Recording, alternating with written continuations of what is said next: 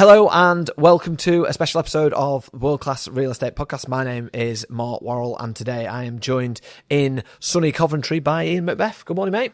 How you doing? Yeah, I'm good. Looking forward to the episode. Hot topic. So good guest coming on to talk about it. Probably the best guest in agency to talk about it. But just excited to be face to face and kind of doing a podcast this way.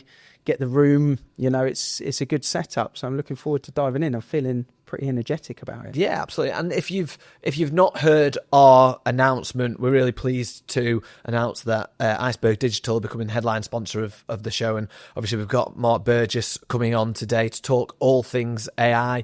I know you were at the conference earlier this year, back end of last year.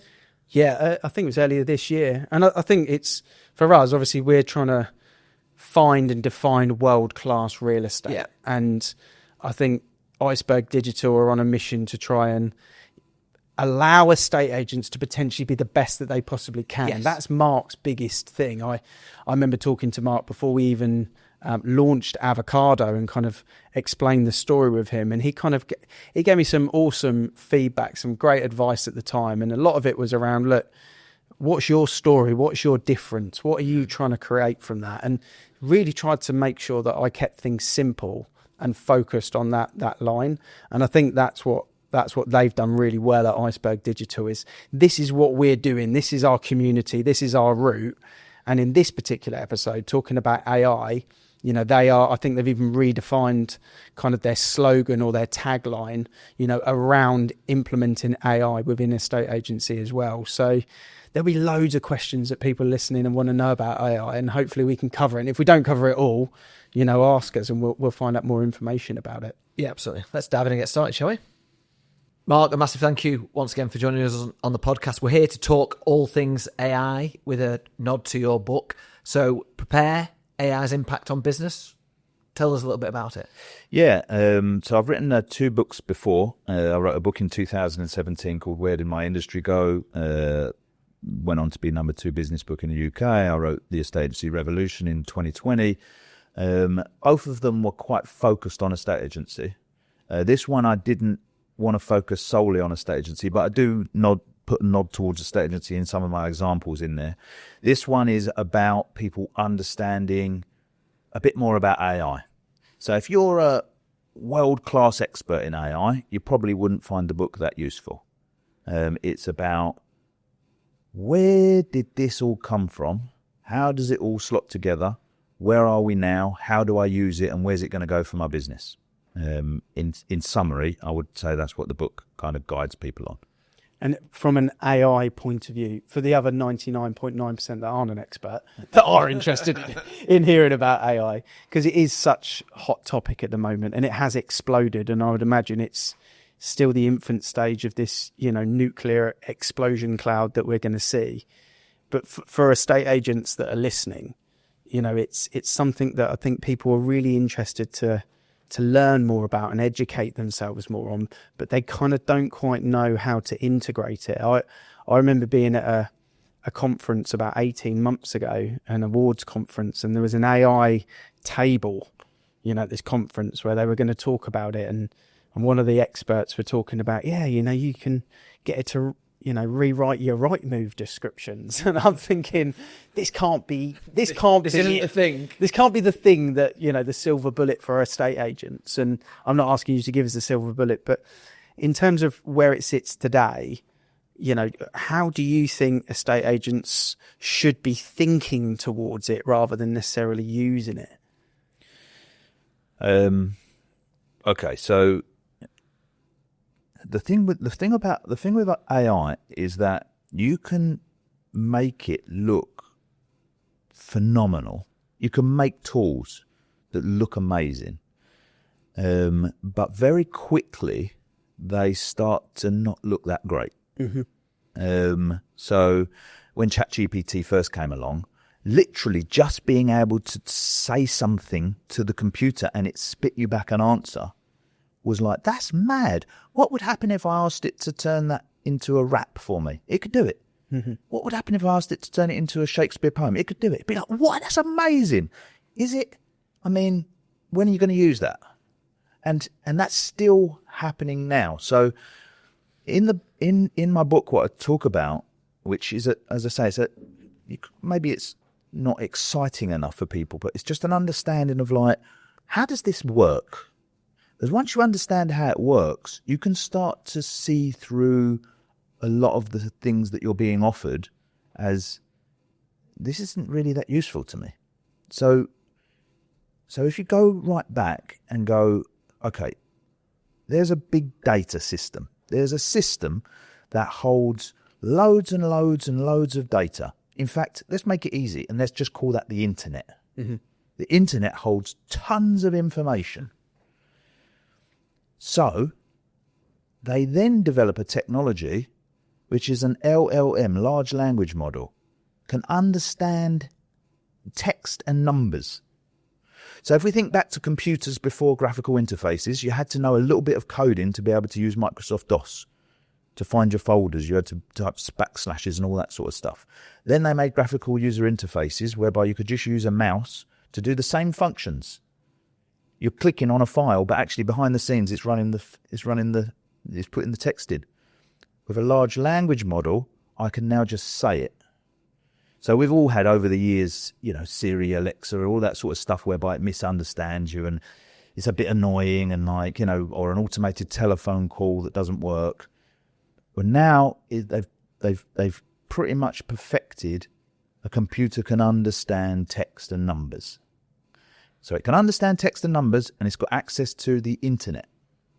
So therefore, of course it can write you a poem like Shakespeare. It's nothing more than you could do if you went on the internet. Mm.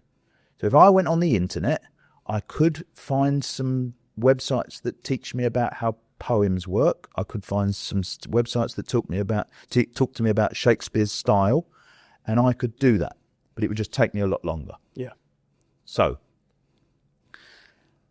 the AI, all that the AI is doing is converting text and numbers.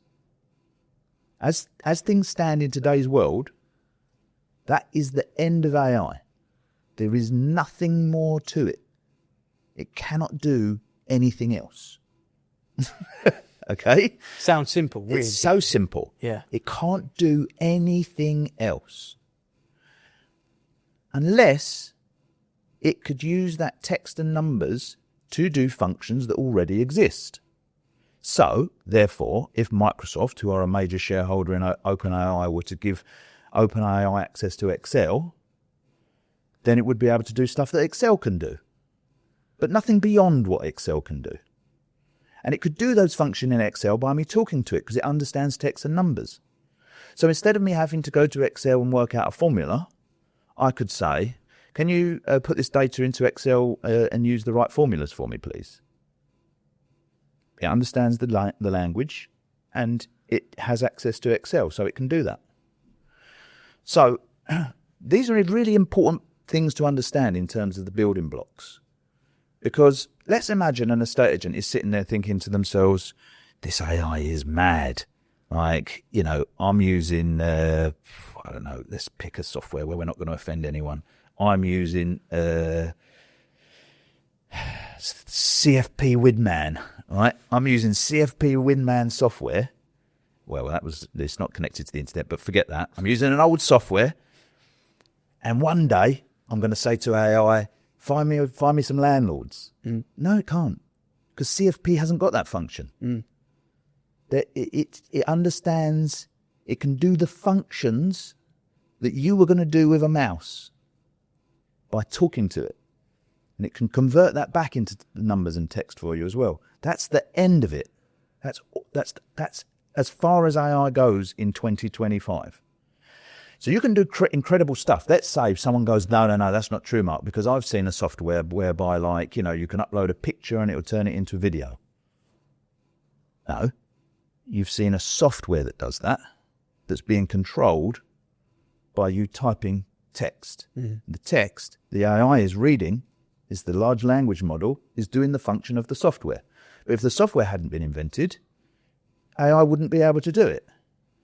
I was chatting to a guy the other day who said he went to a bar and there was this AI robot where it was serving drinks. The queue was so long, he said, I just went to the normal bar. I said, do you know how that works? He was like, not really. I was like, think of a coffee machine.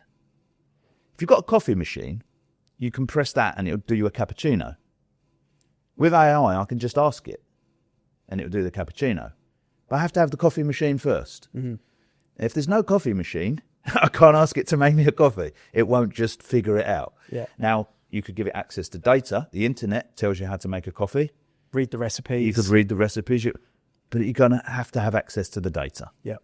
So what do estate agents need to be aware of? They need to be very aware of that, because when someone comes along and goes, I've got an AI tool that will qualify all your leads. They'll qualify all your leads over the phone and do property matching. Okay. So you've built a software that does that? No. It'll just do it. We use ChatGPT. It's like, but ChatGPT hasn't got that function. So how's that going to work? It'll read through your property descriptions and it'll just do it.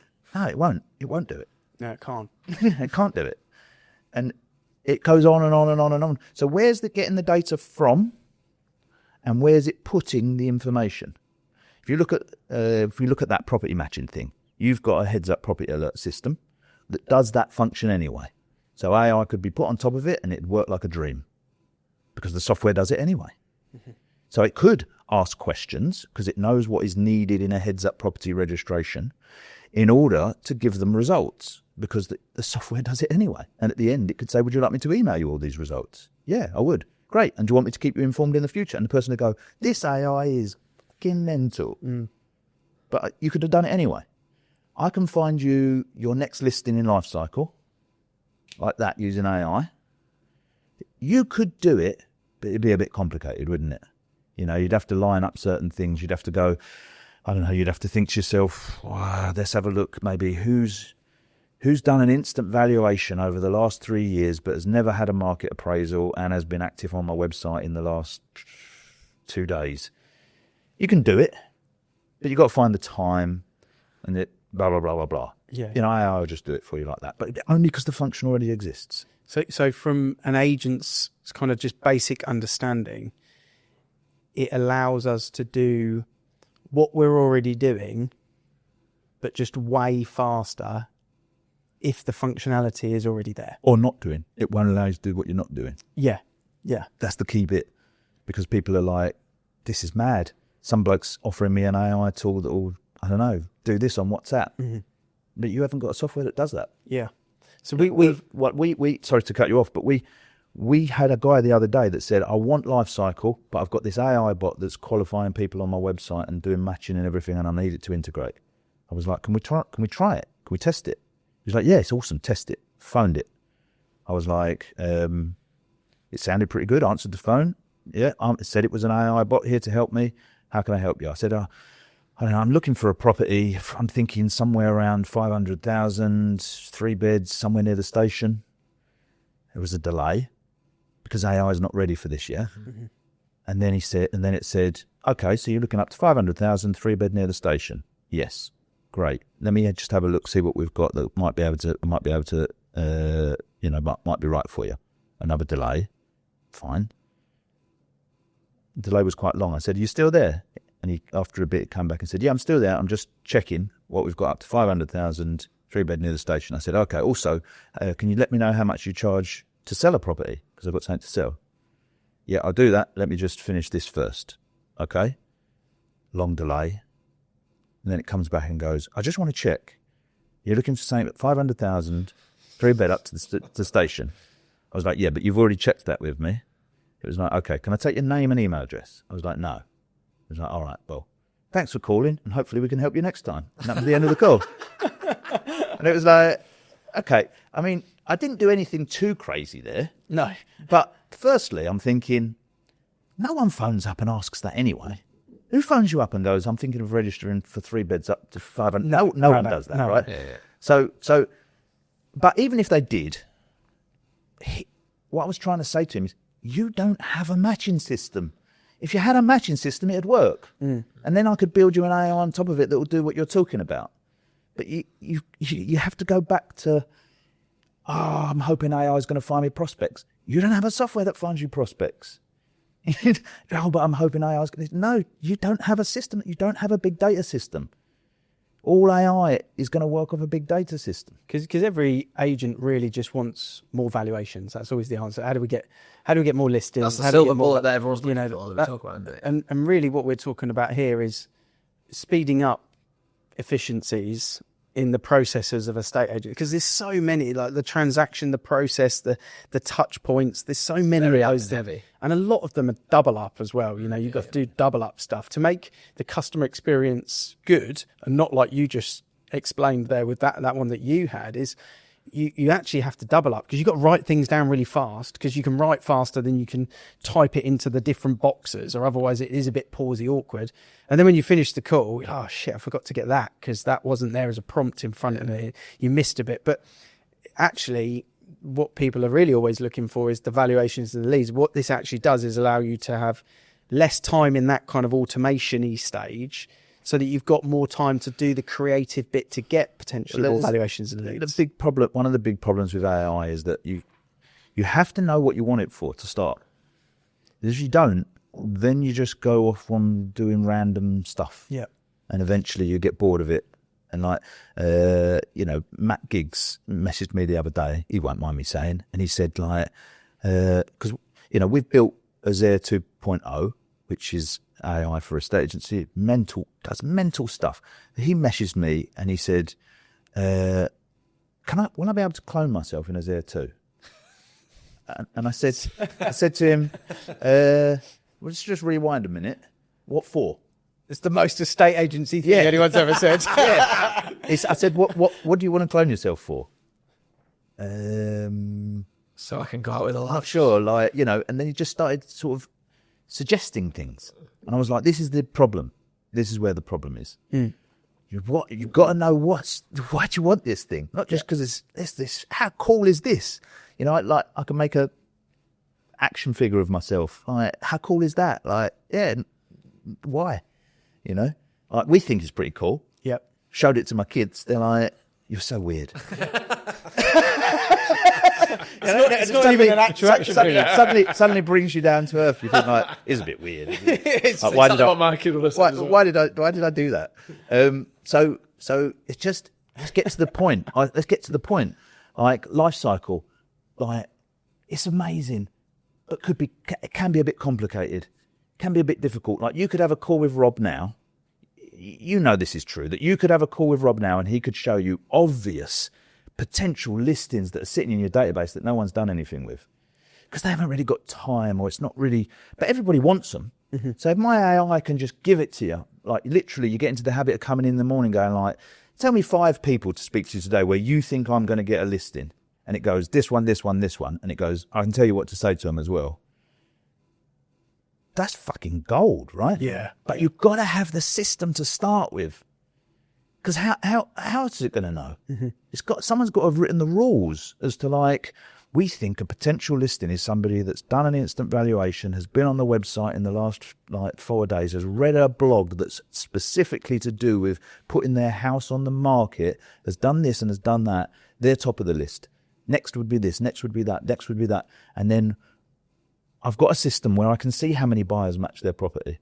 So it can tell me a compelling reason. I've got a system where it can see how many houses I've sold near their house. It knows what percentage of asking price I'm achieving. It knows all of that stuff. It knows all the rules of a estate agency, and everything's been split into tiny, tiny little segments of data, each one with explanations around it, so that when you just go, just give me 5 people to call for a listing, it just does it.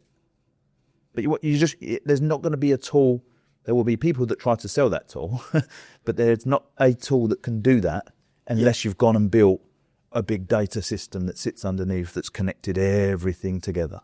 I think one thing that people listening and watching that's worked really well for me, and I'm not an AI expert or really a tech guy, to be honest, but one thing, and we were joking about it in the car on the way up, one thing that I always look at is how do I find a solution, not a problem? And one of the problems that I have is I'm awful at spelling and I'm awful at writing copy. I know what I want to say, and if you slapped a camera in front of me, I'd say it perfectly. But if you ask me to write it, I'm terrible at it. And what AI has allowed me to do is I've been able to look at that and go, right, I need a solution to this problem. It's given me that solution. And over time of the last 2 years of me feeding it the questions and the intelligence and the understanding, it knows a little bit more about what I want. And because I've given it, like you said, the platform, which in my case is the Avocado website and blogs and text, it now knows my language. It knows how I want it to be. So it can now write me copy better than I can write it. And there was a particular one the other day where someone said, can you support me on this LinkedIn post? I was like, it's a really good LinkedIn post and I'd love to support you. And I read it and I was like, I don't really fucking know what to say, to be honest with you. Like, I could just do some emojis, but I was like, it's a bit shit. So I just copied and pasted it. I threw it into the chat and just said, you just give me a LinkedIn response to this, like I would say.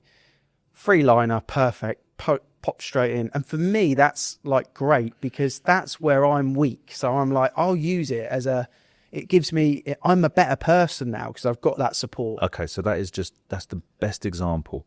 And people will be familiar with that example. You have given it lots and lots of data, and now you're saying it can do that better than you can do it. Mm. Now imagine if I give it access to all of the people that ever made an inquiry to Avocado, what their circumstances are, what happened to them, what portal they came from, what they were looking for, how many viewings they did, what viewing feedback they gave, every valuation you ever did, what the feedback was, every instruction you've got, every fee that you've ever earned, the performance of all of your staff. I gave it all of that data. Imagine how many other things it would do better than you could do. Mm. And that's what I'm saying. It only needs access to the data. So it doesn't sound that big a thing, but it has to be, the data has to be sitting there to begin with. You can take a big lump of text, stick it in ChatGPT and try and get it to make some sense of it. But a lot of the time it will get muddled up with things if there's too much information. So if you look at your traditional CRM systems, underneath it, it's all a bit of a mess. Not a mess, that's a bit harsh. It doesn't need to be structured in any particular way because a lot of people use note fields for things. You know, even what somebody's looking for instance, what their feedback was, they might just put it in a notes field. Yeah. It's easy to get to. So if you just took all the notes and stuck it into ChatGPT and asked it, like, can you give me an idea of like viewing feedback? It'd get a bit confused between what's a viewing, what's viewing feedback, what's vendor care, it just get a bit confused. So because of specifically of the way a big data system is built underneath, which I know is boring, it's all segmented into tiny little bits. There's an actual piece of the database where just viewing feedback lives. So I can make one small agentic AI that he just lives in there. He only knows about viewing feedback. He knows nothing else. He knows nothing about viewings. And then when you write stuff, the AI checks our master documents of what is a state agency and how a state agency works. What is a market appraisal? What is a valuation? Why can you not say valuation? Why do you have to say market appraisal? Why do people still... All of that stuff checks those documents. It checks your documents as to what is Avocado's way, what is our intellectual property, what is our voice, what is our brand, what are our rules, what did you say in the past? And then it goes and asks all the different little agentic AI bots in the big data system, I need your information, and I need your information. And then it can take that and spit it back to you in text and numbers and stuff that's easy to understand. So it's such a great point because some people are familiar with training ChatGPT with giving it documents. So then, like I say, great, and you can see the difference between a ChatGPT that's been trained with documents and one that's off the shelf. And that's exactly what I'm talking about now. We're talking about an AI that's got a big data system under it versus someone came along and sold you a tool that uses ChatGPT and whatever's available on the internet. There's I'll share this story because as you're talking about it, it's been festering with me since Sunday. So on the weekend, I had a run, and when I got back from the run, I always treat myself with a nice takeaway. And my daughter loves a Papa John's pizza, and I love a Papa John's pizza. So I've gone on the website, and I'm ordering it, but I wanted she wants a margarita and she wants the garlic breadsticks. I want a half and half because I like a little bit of variety. So normally I just let her have the margarita, and then I'll share it. But this time I was like, no, I'm rewarding myself. So I wasn't going to pay for the garlic bread on top because pizzas are fucking expensive now. So I was like, right, I'll do my half and half. I'll do my thing. I'll put it in the basket. I go to pay. He goes, do you want any of this stuff? I was like, well, I kind of do want that, but I'm not paying for it because it's $6.99 and I don't want to. On the next screen, it knows that I normally order that. So it's now discounted it by £2 and I've gone, yeah, all right, I'll have it. Fair enough. I'll have it. Yeah. She's over the moon. I've got the deal.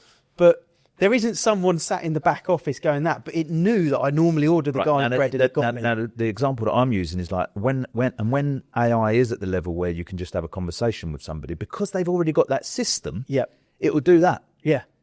But if they didn't have the system, it wouldn't just decide off its own back, like, do you want it for £2 then? Yeah. You've got to have the system first. Yeah.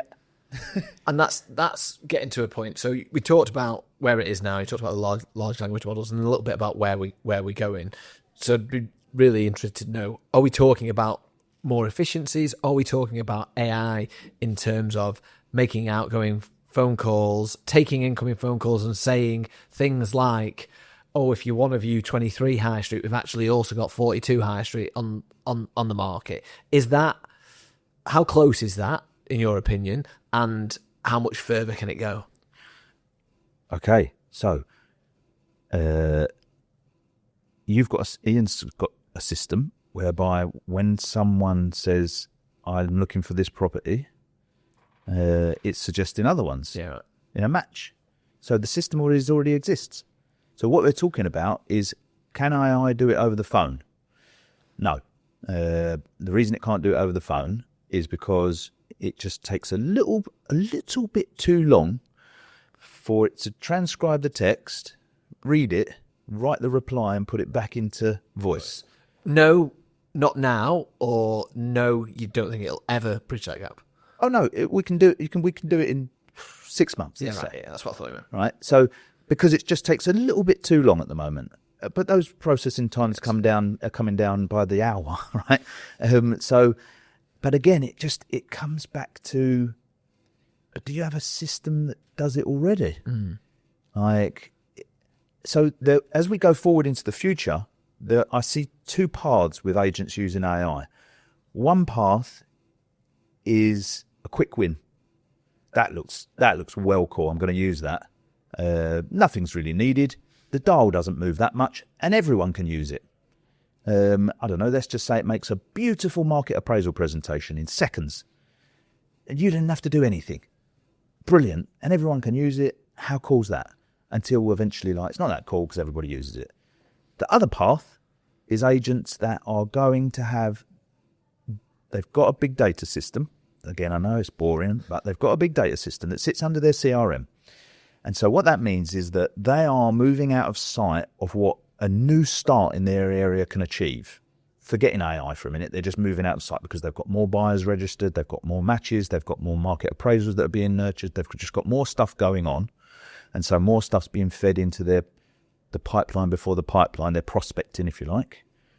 Then they're going to put AI on top of that. And over the years, we'll figure out what are the cool functions of AI.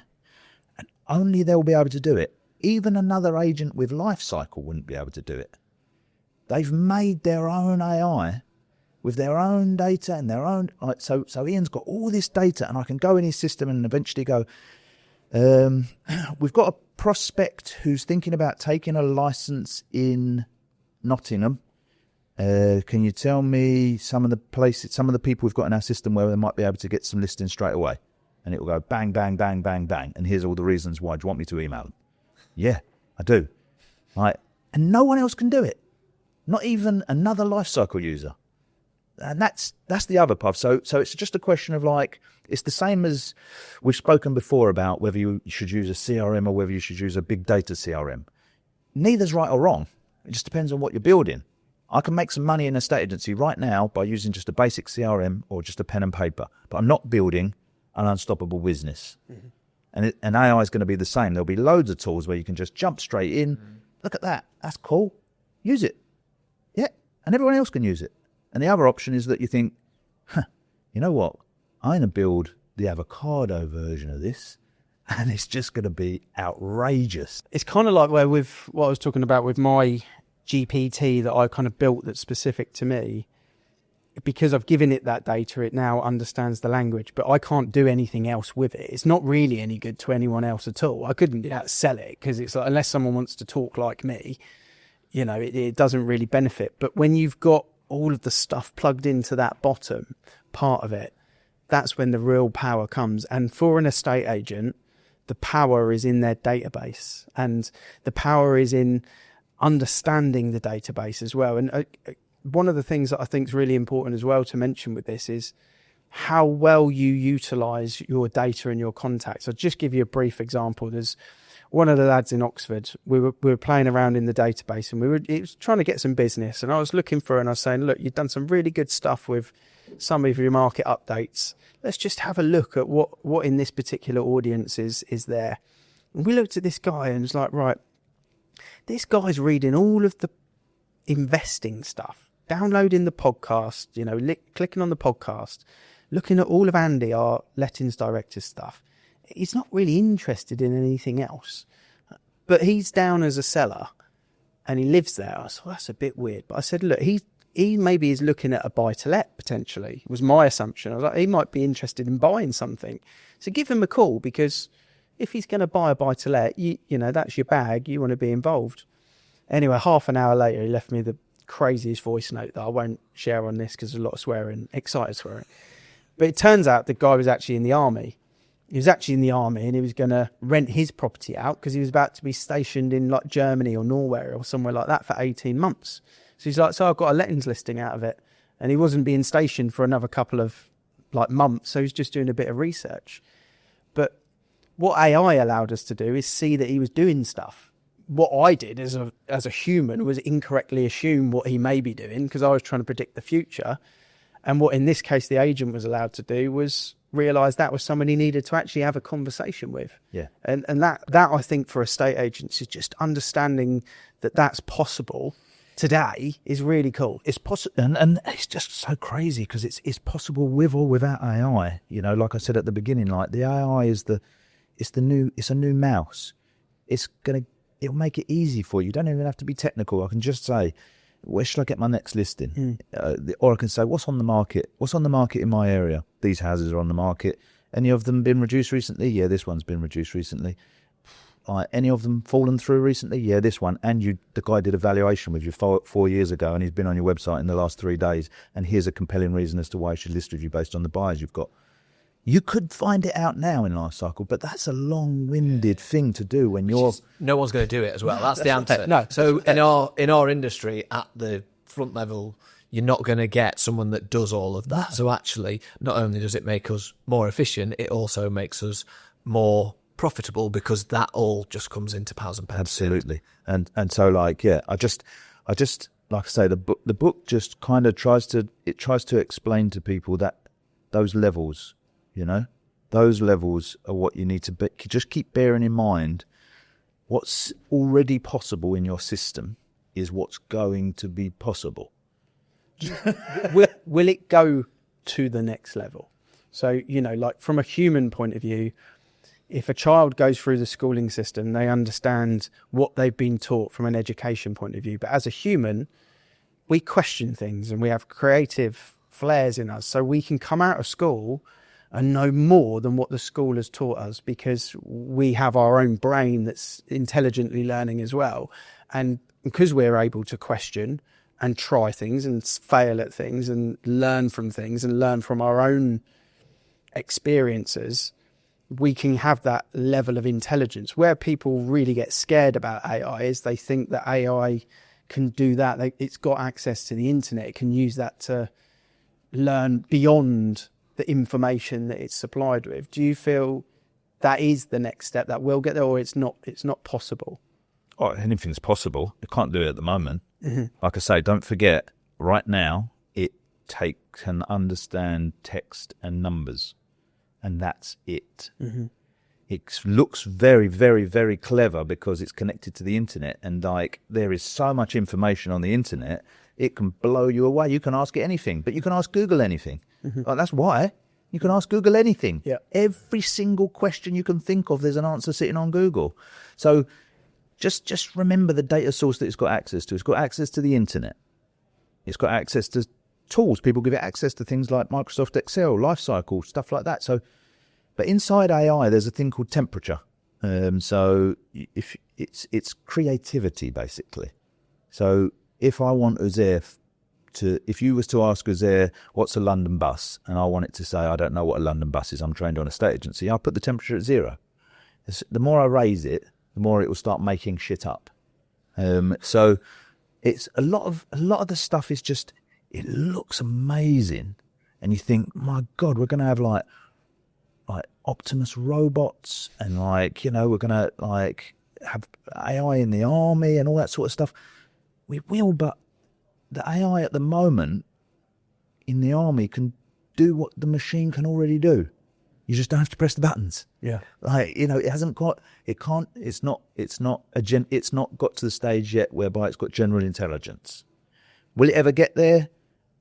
Well, probably. I mean, we would have thought what we've got now is impossible, not even probably 6 years ago. Yeah. We would have thought iPhones were impossible 20 years ago. So probably it will get there, but it's not on the short-term horizon. What's on the short-term horizon is being able to use large language models. And that's it. Which is reassuring because it means estate agents as a industry, if we do embrace things in the right way, we become more powerful rather than kind of not in existence effectively, which is the worry that... Yeah, I mean, what becomes less powerful is a conveyancer. Yeah. Because that is reading text. Yeah. Whatever way you look at it, whether they go, oh yeah, but I've got knowledge of the law. Yeah, you got it from reading text. And look at the simplification going on. Yeah. But it is absolutely right. It's textbook stuff, right? Law by definition is textbook stuff. And I can give the AI the textbook and I can give it the contract and therefore it can do what you can do. Oh, but what about all the nuances? Well, hey, where did you learn about the nuances? In what book was that? And that's the problem with conveyancing. There is no nuances. It's black and white. Mm-hmm. It's interpretation, but it still ultimately comes down to black and white or indemnity, right? So, so it's quite possible to see how AI could just obliterate conveyancing quite easily, really. Yeah. Whether anyone would allow that, I mean, it only needs for the banks to agree that they're happy with it. And that could affect a estate agency, couldn't it? Because, even though a estate agent doesn't do conveyancing, there's still this, I want someone to hold my hand as we go through this terrible process. But I don't think agents have to worry too much about that because, auction properties or the way it works in other countries, they don't have to go through all that crap. And agents are still there. It's just a question of, again, what's your intellectual property as to why you are useful and what is your data? Mm-hmm. And if I've got the data that makes me useful to somebody, it doesn't really matter whether it's going to take 2 days to go through or 2 months. You still need access to my data to achieve the outcome you want. So, yeah. If you were starting your agency January the 1st, 2026, you're planning for it now, from an AI perspective, what are the things that you would say are the absolute kind of non-negotiables for your new style of agency? There's no question you have to have a big data system at the bottom. There just is no argument about it. Yeah. It doesn't matter the fact that I'm biased because I have a big data system. There's just no argument. That's just a fact. You can look that up. The foundation is that you have to have a big data system. So once you've got a big data system, then it just becomes about filling it up with useful data. And you can do that any way you please. I mean, agents do it through getting buyer registrations, tenant registrations. They go out and get listings. They're just the normal ways that you would go about getting leads into your system, whatever you consider a lead, a seller, a landlord, a buyer, a tenant, I mean, I throw 400 to 450 online valuation leads in a month. Right. Which is great. So it costs me £2.50 a So lead. then it's my job to build you an AI that understands what that means, the context of it. What is an instant valuation lead? What's good about them? What's bad about them? And what else could I look at? What other data sources could I look at to determine in what order are these people any good in terms of, like, actually, do they want a listing now? And keep an eye on it. Like, you know, so it's my job to build a technology whereby behind the scenes there's an algorithm that's ranking all this big data somehow in estate agency terms. So that I can just make it easy for you to go, give me the top 5 potential listings in my system. Tell me a property that hasn't had any viewings in the last 2 weeks whereby there's people online looking at it. And tell me the people that are online. And actually send them an email for me, asking if they want to view it. All that function is already available. You know that's available in Lifecycle. The function's already available. So, of course, the AI can do it. But dreaming that one day... you know what? I might have an AI bot sitting in my office, picking up the phone, answering. Just forget it. Yeah, I did see an estate agent the other day on a podcast who's banging the drum about this. Actually said, just fire your negotiators and just use AI. I was like, look, that depends on what your negotiators are doing, right? If your negotiator's job is to get viewings on a property, end of job. Yeah, okay, I can see how, like we've just said, Lifecycle's registering people, right? When we first introduced that function, a lot of agents said to me, I like my staff to talk to people. And I was like, well, let's leave both on. I mean, it's exclusive. Let's see what happens. And that same person now hates his staff doing it because they don't fill out the fucking stuff properly. Yeah. Right? But anyway, Lifecycle's registering people, is sending matches to them, is keeping track of what properties they look at. So it knows all of that criteria. So the bit that the negotiator is doing is going into Lifecycle, looking at who's been looking at properties and sending them emails, probably. We like to think they're phoning them, but they're probably sending them emails, asking if they'd like to view it. So I've only got to send an email asking if they'd like to view it if they've looked at the property more than, twice. Mm-hmm. And then you could remove that job if you wanted to. But it's not quite as simple as that, is it? Because, like, you know, then they want to book the viewing and then you're going to put it in the diary. And I know you could automate the diary, but that has its own complications. But nevertheless, technology is designed to cause deflation in a business, and this will cause deflation for people. Of course, you've got to pay for the AI, you've got to pay for the big data system, but your biggest expense is going to be your wage bill, and yeah, it will cause deflation in that sense. We were talking about planning, me and Mike, and one of the topics that came up where one of the other shareholders quite keen on getting a BDM in. So, like, just for the whole group, you know, from mortgages, from estate planning, surveys, estate agency, the whole shebang, recruitment, if you want to call it that as well. And me and Mike were having a conversation about at what point do we pull the trigger on having a department as such, or AI specific. You know, when do we throw 60 grand a year at people that just fix problems in the group? Do you think from a business, you know, the size of our business, something like that is a sensible way of thinking, or do you think it's not needed? Do you think it's something that people should do yesterday? What's your kind of thoughts around that? Is this a person that just looks after AI? Just solely focuses on, these are our 10 biggest issues within our whole group at the moment. Yeah.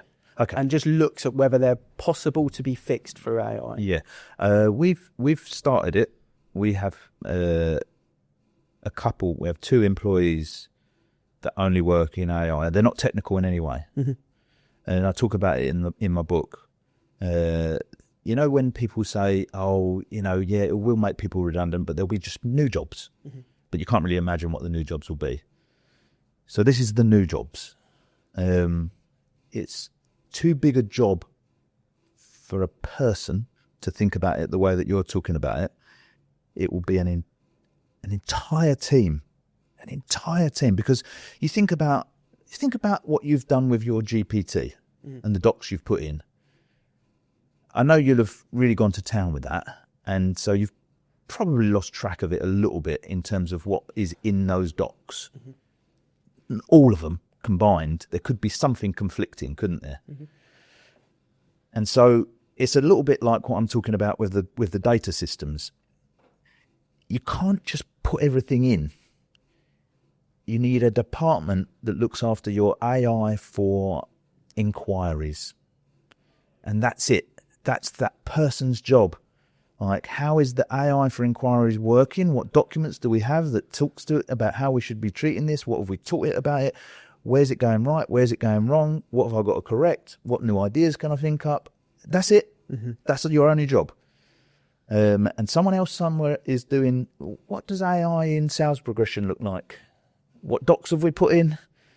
You know, think about, like, if I get a document that is, we spoke about conveyancing. We get the dummy's guide to conveyancing, and we load it into our AI, and guess what? It can answer some amazing questions.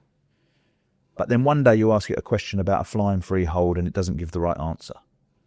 But we're not quite sure where that is in this like, 50,000 word book. Mm-hmm. So actually, times that by years and years of stuff, it's just going to become very, very messy, very, very quickly. You have to break it down into small bits.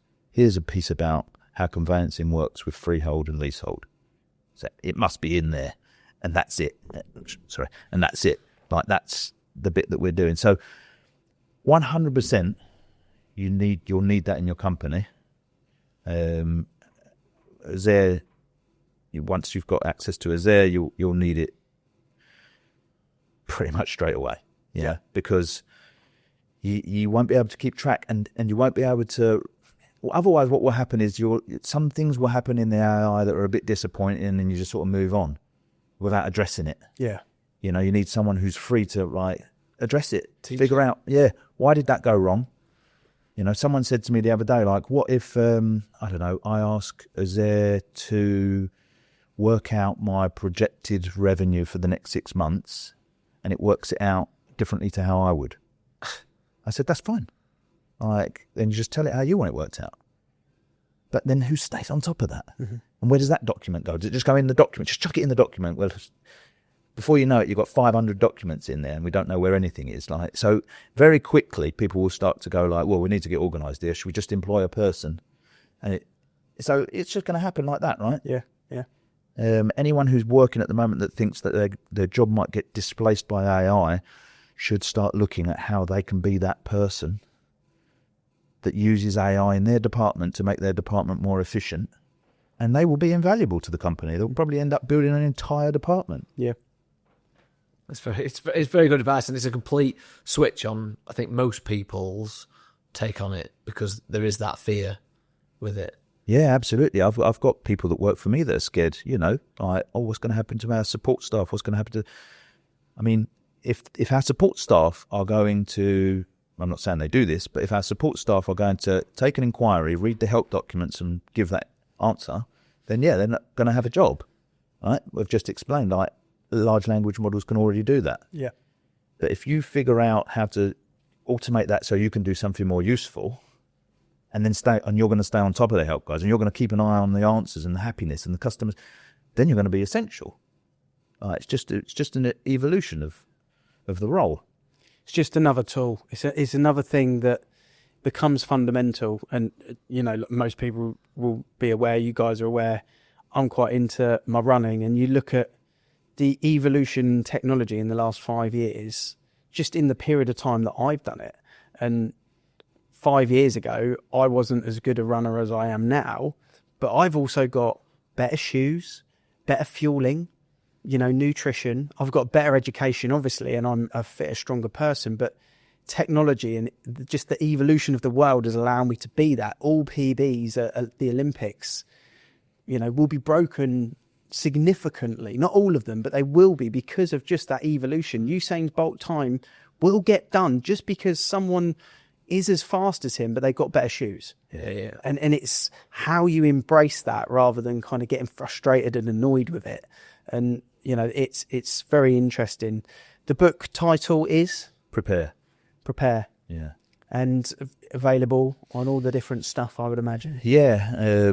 We're recording this, obviously, just before the book is released, so I don't know the exact date that it may be out by the time this podcast comes out. It may not. But either way, it'll be available for pre-order. You can go to the Iceberg website. I'll put a link on there. You could search Amazon, the usual places. But yeah, I obviously wrote it, so I'm biased, but I think it gives people a nice understanding of coming from a place whereby they see ChatGPT as AI and possibly it will take over the world, to having a bit of a better understanding of like, okay, I can see how this works now, and I can see how I would use this in my business and why I probably need to get involved in it. Yeah. And I'll probably buy a digital copy, throw it into chat and get it to give me a summary. But I will buy a copy. That's the answer, actually, though, that I think people listening will take on, how I can put it into my business and make a difference. Yeah, absolutely. That'll make it a very good read. Absolutely. Thanks for coming on, Mark. Really appreciate it. No problem. Thanks, guys. Cheers.